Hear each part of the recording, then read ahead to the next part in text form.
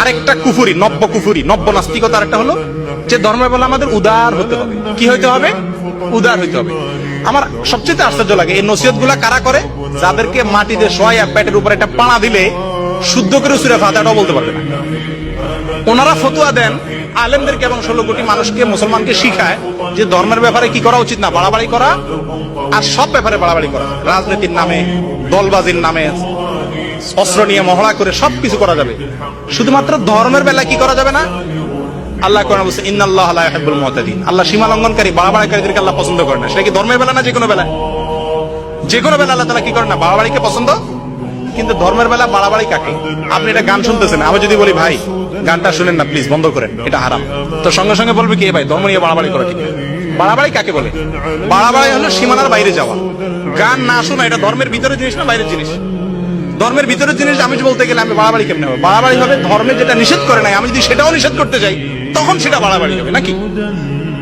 আজকে এরা এই কথা বলে শত শত মানুষকে বিভ্রান্ত করছে। আগে টিভিতে আমার সবচেয়ে ঘৃণিত টিভি ব্যক্তিত্বদের ভিতরে একজন নুরুল কবির, চাবায় চাবায় কথা বলে। উনি কয়েকদিন আগে বাংলাদেশে দেখলাম ফতোয়া দিচ্ছেন যে যারা, উনি বলেন যে আমি যতটুকু জানি কোরআন আর হাদিসে কোথাও বলা হয় নাই যারা নবীকে গালি দিবে তাদের কোনো শাস্তি দিতে হবে, তাদের কোনো শাস্তি দেওয়া যাবে, তাদের শাস্তি আল্লাহই দিবে। কি মুমিন মুসলমান চিন্তা করছেন? আল্লাহু আকবার, আল্লাহর প্রতি কি বিশ্বাস! যারা নবীকে গালিগালাজ করবে এদের সাইজ করবে আমার আল্লাহ।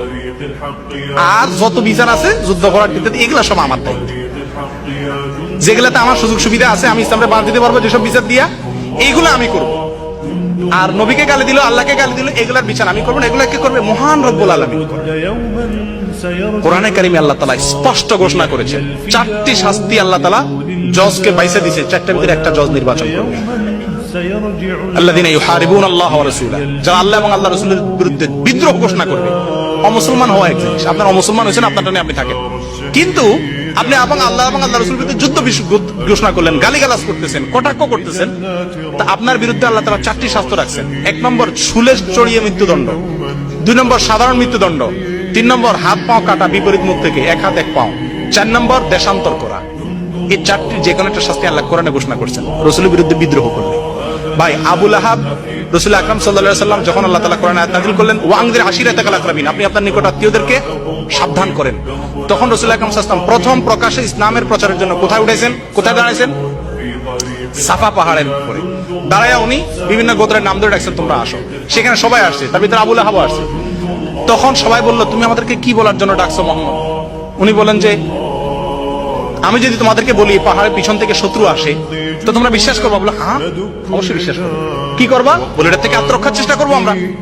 রাসূল আকরাম সাল্লাল্লাহু আলাইহি ওয়াসাল্লাম বলেন, যদি আমাকে বিশ্বাসী করে থাকো তো তোমাদের এই জীবনের আড়ালে, এই জীবনটা একটা পাহাড়ের মতো আড়াল হয়ে আছে, আখিরাতকে দেখছো না জীবনের কারণে, মৃত্যু হলে তখন দেখবা। এই জীবনের আড়ালে তোমাদের জাহান্নাম, তোমাদের শত্রুর ভূমিকা অপেক্ষা করছে, সেটা থেকে বাঁচার জন্য তাওহীদে বিশ্বাস করো, আমার প্রতি ঈমান আনো। এই কথা বলার পরে আবু লাহাব রাসূল আকরাম সাল্লাল্লাহু আলাইহি ওয়াসাল্লাম একটা গালি দিল। এটা বুখারী শরীফে আছে, তাব্বান লাকা সাইরাল ইয়াউম আলিহাযা জামাআতানা, এই কথা বলার জন্য আমাদেরকে আনছো, ধ্বংস হও।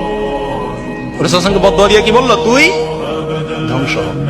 কোরআনে কারিমে অসংখ্য কাফেররা আল্লাহকে গালি দেওয়ার কথা বলা আছে, তার বিপরীতে আল্লাহ কোনো গালি ঠিক না, আল্লাহ সম্পর্কে অনেক কটূক্তি করছে, তার জবাব পাল্টা আল্লাহ তাআলা খুব একটা দেন নাই।